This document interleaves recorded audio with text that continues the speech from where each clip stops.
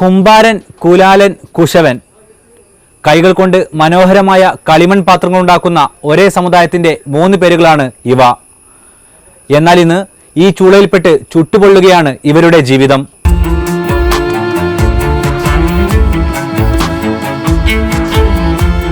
ഇത് മലപ്പുറം ജില്ലയിലെ കുറ്റിപ്പുറം നടുവട്ടം നാഗപ്പറമ്പിൽ ബാക്കി നിൽക്കുന്ന കാഴ്ചകൾ.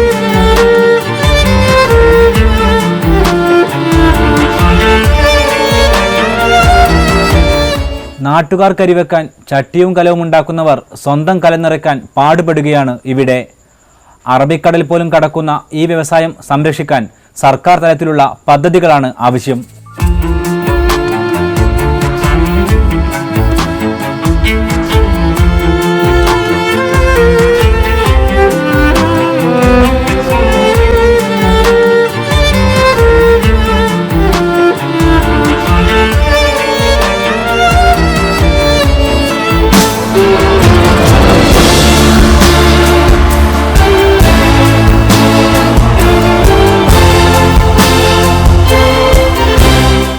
ചട്ടിയും കലവും പൂച്ചട്ടിയും അടുപ്പും നിർമ്മിച്ച് ജീവിതത്തിന്റെ വക്കുപൊട്ടിയ കഥയാണ് ഇവർക്ക് പറയാനുള്ളത്. ഒരു വ്യാഴവട്ടക്കാലത്തിലേറെയായി കുറ്റിപ്പുറത്തിനടുത്ത ഈ ഉൾനാടൻ ഗ്രാമത്തിൽ നിന്ന് പാത്രങ്ങൾ കടൽ കടക്കാൻ തുടങ്ങിയിട്ട്. അങ്ങനെ അബുദാബിയിലും ഖത്തറിലുമെല്ലാം മലയാള മണ്ണിന്റെ മണമുള്ള ഈ പാത്രങ്ങൾ രുചി വിളമ്പി. ഞങ്ങളിവിടുന്ന് ആദ്യം ഒരു 10 വർഷം ആയിട്ടുണ്ടാകും ഇവിടെ പുറത്തൂരുള്ള ഒരു ടീമായിരുന്നു കൊണ്ടുവരുന്നത് അബുദാബിയിലേക്ക്. അങ്ങനെ അവരൊരു കുറച്ച് കാലം അവർ കൊണ്ടുപോയി. പിന്നെ ഇപ്പോഴും അവർ വരുന്നുണ്ട്, അത് ഒരു വർഷത്തിൽ 1-2 പ്രാവശ്യം. അതേപോലെ കോഴിക്കോട് പിന്നെ ബേപ്പൂരിൽ നിന്നൊരു ടീം വന്നിട്ട് ഇവിടെ കൊണ്ടുപോകാറുണ്ട് ഇവിടെ ഖത്തറിലേക്ക്. അവരൊരു വർഷാവർഷം വന്ന് കൊണ്ടുപോകുന്നുണ്ട്. അതേപോലെ ഇപ്പോൾ ഈ എടപ്പാടുന്ന് കുവൈത്തിലേക്ക് ഒരു ടീം കൊണ്ടുപോകുന്നുണ്ട്, അവരിവിടെ വന്ന് കൊണ്ടുപോകുകയാണ്. അത് ഞങ്ങൾ മുഖേന ഞങ്ങൾ ഇവിടുന്ന് കൊടുക്കുന്നുണ്ടെന്ന് മാത്രമേ ഉള്ളൂ. അവർ തന്നെയാണ് ഏജൻറ്റും, മൊത്തം എല്ലാ കാര്യങ്ങളും അവരാണ് ചെയ്യുന്നത്.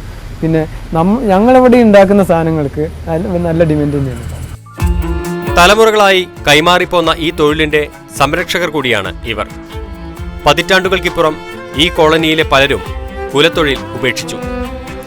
21 കുടുംബങ്ങളുണ്ട് കുംഭാര സമുദായത്തിൽപ്പെട്ടവരായി ഈ മേഖലയിൽ. പക്ഷേ ഇതേ ജോലി തുടരുന്നവർ ഒറ്റപ്പെട്ട കുടുംബങ്ങൾ മാത്രം. ജോലിക്കാരെ കിട്ടാന്ന് പറഞ്ഞാൽ ഇപ്പോൾ പുറത്തെ പണിക്ക് പോയാൽ 700-800 രൂപ കൂലി കിട്ടും. ഇപ്പോൾ ഒരു മെയിൻ പണിക്കാരനാണെന്ന് ഇപ്പോൾ ഈ തലപ്പാറ ഭാഗത്തൊക്കെ ഞങ്ങളിവിടെ തന്നെ ഞങ്ങളെ മൺപാത്ര തൊഴിലാളികൾ തന്നെ ഇവിടുന്ന് പോയിട്ട് 1000 രൂപയ്ക്കാണ് അവർ നിത്യക്കൂലി കിട്ടുന്നത്. ഇപ്പോൾ ഇവിടെ എന്ന് പറഞ്ഞാൽ നമ്മൾ ഈ മൺപാത്ര പണി എടുത്താൽ എങ്ങനെ പണിയെടുത്താലും 1000 രൂപ അവർക്ക് കിട്ടാൻ വഴിയില്ല. അപ്പോൾ അങ്ങനെ കൂലി പ്രശ്നങ്ങളുടെ മുകളിലും അവർക്കങ്ങനെ ഇവിടുന്ന് ജോലിയിൽ നിന്ന് ഒഴിവായി പോകേണ്ട. പുതുതലമുറ പഠനത്തിലേക്ക് നീങ്ങിയെങ്കിലും എല്ലാം 8ലും 10ലുമായി അവസാനിച്ചു. കാലങ്ങളായി പഠിച്ചെടുത്ത കുലത്തൊഴിലേക്ക് തിരിഞ്ഞവരും പിടിച്ചു നിൽക്കാൻ പാടുപെട്ടു. അതിൻ്റെ കാരണം ഒന്നാമത് ഈ മെറ്റീരിയൽസിൻ്റെ കുറവ്.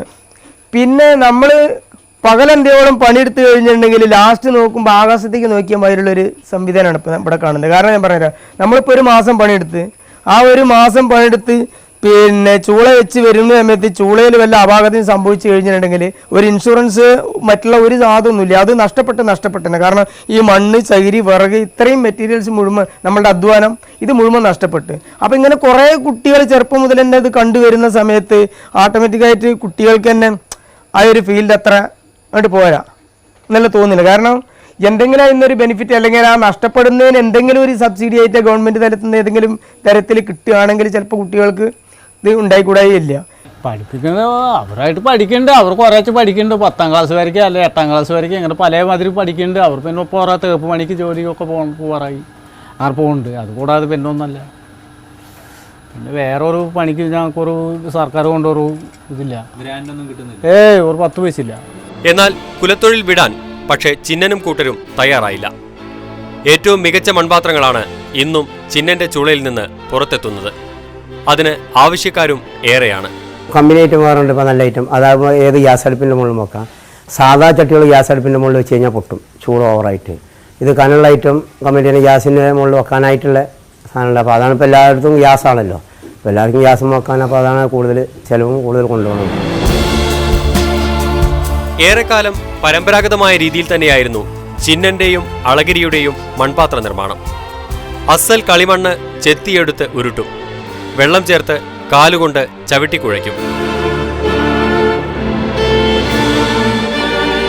അതിനുശേഷം ചക്രത്തിന് മുകളിൽ വെച്ചുള്ള കറക്കം, വിരൽ തൊടുമ്പോൾ മണ്ണിന്റെ രൂപം മാറുന്ന വിസ്മയം. പിന്നീട് ചക്രം യന്ത്രത്തിന് വഴിമാറി. ഇവർ മുന്നോക്കക്കാരാണെന്ന് സർക്കാർ ആവർത്തിച്ച് പറയുമ്പോഴും പിന്നോക്കക്കാരിൽ പിന്നോക്കക്കാരായി വട്ടം കറങ്ങുകയാണ് ഈ വിഭാഗം. പഠനത്തിലോ ജോലിയിലോ യാതൊരുവിധ സംവരണവും ഈ വിഭാഗത്തിനില്ല. പലരും ഇവിടം വിട്ടു തുടങ്ങി. അതിന് പല കാരണങ്ങളുണ്ട്. ആന്ധ്രയിൽ വേരുകളുള്ളവരാണ് കുംഭാരന്മാർ. പ്രത്യേക സങ്കര ഭാഷയാണ് ഇവർക്ക്. പക്ഷേ ഇവർ സാമുദായികമായി മുന്നോക്ക ജാതിക്കാരാണ്. ഒരു ദിനം പണി മുടങ്ങിയാൽ പട്ടിണി കിടക്കേണ്ട മുന്നോക്കക്കാർ. സർക്കാർ കണക്കനുസരിച്ച് APL വിഭാഗം. OEC വിഭാഗത്തിൽ പെടുമ്പോൾ അതിൽ ഏറ്റവും സാമ്പത്തികമായിട്ടും വിദ്യാഭ്യാസപരമായിട്ട് പിന്നോക്കം നിൽക്കുന്ന ഒരു സമുദായമാണ് OEC കുംഭാരന്മാർ. പക്ഷെ ഓടന്മാർ, വേളവന്മാർ, ആന്തൂർ നായന്മാർ ഇവരൊക്കെ വൻകിട പൈസക്കാരും ഏറ്റവും കൂടുതൽ ഉയർന്ന വിദ്യാഭ്യാസമുള്ള ആളുകളാണ്. പക്ഷെ അവരോട് കിടപിടിക്കാൻ ഒരിക്കലും ഈ കുംഭാരന്മാരെ കൊണ്ട് സാധിക്കില്ല. കാരണം അവർക്ക് മൊത്തത്തിലുള്ളൊരു സ്കൂൾ സംഭരണമാണ് പോകുന്നുള്ളത്. അത് ഒരിക്കലും ഞങ്ങൾക്ക് അതിന് ഒരു ആനുകൂല്യം കിട്ടും എന്നുള്ളത് ഞങ്ങൾക്ക് പ്രതീക്ഷയില്ല. കാരണം എന്താ പറയുക, ജസ്റ്റ് 10ാം ക്ലാസ് പാസ്സാവണ മാർക്കോട് കൂടിയിട്ടാണ്, ജസ്റ്റ് മാർക്കോട് കൂടിയാണ് 10ാം ക്ലാസ് തന്നെ പാസ്സാവണത്. പിന്നെ അവർക്കൊരു ഉന്നത വിദ്യാഭ്യാസത്തിന് സീറ്റ് കിട്ടാൻ വളരെ പ്രയാസമാണ്. എന്നാൽ നാഗപ്പറമ്പിലെ കുംഭാര കുടുംബങ്ങൾ പൊരുതാൻ തീരുമാനിച്ചു. ഉരുളിയും ചീനച്ചട്ടിയും ഗ്ലാസും, എന്തിന് മൺചരാത് മുതൽ വലിയ അരിഷ്ടപാത്രങ്ങൾ വരെ ഇവിടെ നിന്ന് പുറം ലോകത്തെത്തി. ഡിമാൻഡ് കുത്തനെ ഉയർന്നുവെങ്കിലും അതിനെ തൃപ്തിപ്പെടുത്താൻ പാകത്തിൽ മണ്ണും മണലും കിട്ടാനുണ്ടായിരുന്നില്ല. മെറ്റീരിയൽസ് എന്ന് പറഞ്ഞാൽ മണ്ണ് കിട്ടാനില്ല. മണ്ണ് അഥവാ കിട്ടാനുണ്ടെന്നുണ്ടെങ്കിലും പലതരത്തിലുള്ള തടസ്സങ്ങളാണ് വരുന്നത്. ഇപ്പോൾ നമ്മുടെ ഈ മലപ്പുറം ജില്ലയിലേക്ക് തന്നെ ഇപ്പോൾ പാലക്കാട് ജില്ലയിൽ നിന്നും വയനാട് ജില്ലയിൽ നിന്നും ഒക്കെയാണ് മണ്ണ് കൊണ്ടിരുന്നത്. അത് അഥവാ ഞങ്ങളൊരു 8-10 ആൾ വിളിച്ച് അവിടെ ഉരുളയാക്കി അതിങ്ങോട്ട് കൊണ്ടിരുന്ന വണ്ടിയിൽ കയറ്റാൻ സമയത്ത് വണ്ടിക്കാർ വരില്ല. അതും 1000 രൂപ വണ്ടി വാടകയുള്ള സ്ഥലത്തേക്ക് 3000-4000 ഒരു വെച്ച് വാങ്ങുക. അഥവാ ഇനിയിപ്പോൾ വണ്ടിയിൽ കയറ്റി ഞങ്ങൾ വരുന്നുണ്ടെങ്കിലും അത് പോലീസ് പിടിച്ചിട്ട് 2-3 ദിവസം ആ വണ്ടി പോലീസ് സ്റ്റേഷനിൽ അവിടെ ഇവിടെയും കിടന്ന് ഒടുവിൽ ആ മണ്ണ് അങ്ങോട്ടും ഇങ്ങോട്ടും ഇല്ലാതായി ഒടുവിൽ പിന്നെ വണ്ടിക്കാർ വിളിച്ചിട്ട് വരാത്ത അതൊരു തടസ്സം. പിന്നെ ഞങ്ങൾക്ക് ഈ മണ്ണ് പാത്രം ഉണ്ടാക്കണം എന്നുണ്ടെങ്കിൽ ഇതിൽ മണൽ ചേർക്കണം. അത് നല്ല മണൽ തന്നെ ചേർക്കണം. മണലാണെങ്കിൽ കിട്ടാനില്ല. ഒരു തരി മണൽ ഭാരതപ്പുഴയിൽ നിന്ന് എടുത്ത് ഒരു സഞ്ചി മണൽ പോലും കൊണ്ടുവന്നാൽ അത് പോലീസ് പിടിക്കുന്നു. അപ്പോൾ അങ്ങനെയുള്ള വിഷമങ്ങൾ അത് വേറെ. കുംഭാരൻ, കുശവൻ, കുലേലൻ തുടങ്ങി വിവിധ പേരുകളിൽ അറിയപ്പെടുന്ന ഇവരിൽ ഭൂരിഭാഗവും കെട്ടിട നിർമ്മാണ ജോലിക്കാണ് പോകുന്നത്. ഇങ്ങനെയൊരു സമുദായം ജീവിച്ചിരിക്കുന്നതായി സർക്കാരിന് അറിയുമോ എന്നാണ് ഇവരുടെ ചോദ്യം. പട്ടിണിയായാലും കയ്യിൽ പുരണ്ട ചെടി ചുരണ്ടിക്കളഞ്ഞ് കുലത്തൊഴിലിനെ കൈപിടിയാൻ ഇവർ ഒരുക്കമല്ല. ഇതേ പോക്ക് പോവുകയാണെന്നുണ്ടെങ്കിൽ ഏറിയാൽ ഒരു 10 വർഷം. ഈ 10 വർഷത്തിനുള്ളിൽ മൺപാത്രം നിർമ്മാണം എന്ന് പറഞ്ഞാൽ നമ്മുടെ കേരളത്തിൽ മൊത്തം മൊത്തം വിട്ടുപോകാനുള്ള ഒരു സാധ്യതയാണ്. അതായത് ഇപ്പോൾ ഞങ്ങൾ ഈ കോളനിയിൽ 22 വീടുണ്ട്. 22 വീടിൽ 150 പേരോളം ഞങ്ങൾ ഈ തൊഴിലാളികളും അതായത് പ്രായം കൂടിയവരും കുറഞ്ഞവരുമായിട്ടുണ്ട്. അതിലിപ്പോൾ വിരലിൽ എണ്ണാവുന്നൊരു 8-10 പേരാണ് ഇപ്പോൾ ഈ മൺപാത്ര തൊഴിലിൽ ഏർപ്പെട്ടിട്ടുള്ളത്. ഇപ്പോൾ ഈ വളർന്നു വരുന്ന കുട്ടികൾക്ക് പോലും ഈ പണി എന്താണെന്നുള്ളത് ഇപ്പോൾ അറിയാത്ത ഒരു രീതിയിലാണ് കഴിഞ്ഞു വിടുന്നത്.